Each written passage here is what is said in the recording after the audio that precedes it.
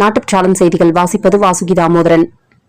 2026 மட்டும் மோடி அவர்கள் தமிழகத்திற்கு வழங்கிய மாபெரும் 10 நலத்திட்டங்கள்.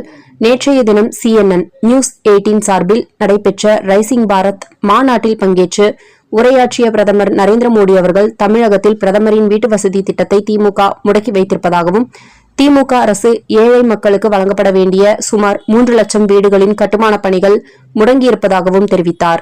காஷ்மீரில் ஒதுக்குப்புற ஒரு வீட்டில் மறைந்திருந்த தீவிரவாத கும்பலை இந்திய ராணுவத்தினர் ஒரே ஒரு குண்டை போட்டு வீட்டை தரைமட்டமாக்கி தீவிரவாதிகளை யமலோகத்திற்கு பத்திரமாக அனுப்பி வைத்தனர். கிருஷ்ணகிரியில் 2.5 வயது குழந்தை பாலியல் வன்கொடுமை. திமுக நிர்வாகி கைது. கிருஷ்ணகிரியில் 2.5 வயது குழந்தை பாலியல் வன்கொடுமையில் கொலை செய்யப்பட்ட வழக்கில் திமுக இளைஞரணி ஒன்றிய அமைப்பாளர் பெரியநாயகம் 40 வயது கைது செய்யப்பட்டார். தாய் இல்லாத போது குழந்தையிடம் பெரியநாயகம் தவறாக நடந்து கொலை செய்ததாக முதல்கட்ட விசாரணையில் கிடைத்த தகவல். தவிக தலைவர் மனைவிக்கு நடிகர் விஜய் ஜீவனாம்சம்.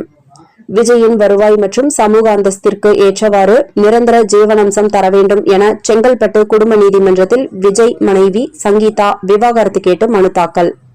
ஈரான் தலைநகர் தேகரானில் இஸ்ரேல் வான்வழி தாக்குதல் நடத்தியுள்ளது.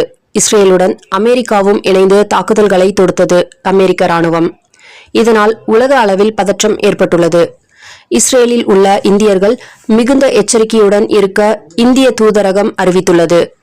மறு அறிவிப்பு வரும் வரை இந்தியர்கள் வெளியே பயணம் செய்வதை தவிர்க்குமாறு உத்தரவு. மாதம் தவறாமல் வெளிவரும் நாட்டுப்பற்றாளன் பத்திரிகையின் செய்தியாளராக பணிபுரிய விருப்பம் உள்ளவர்கள் கீழே உள்ள நிர்வாக அலைபேசி எண்களில் தொடர்பு கொள்ளலாம்.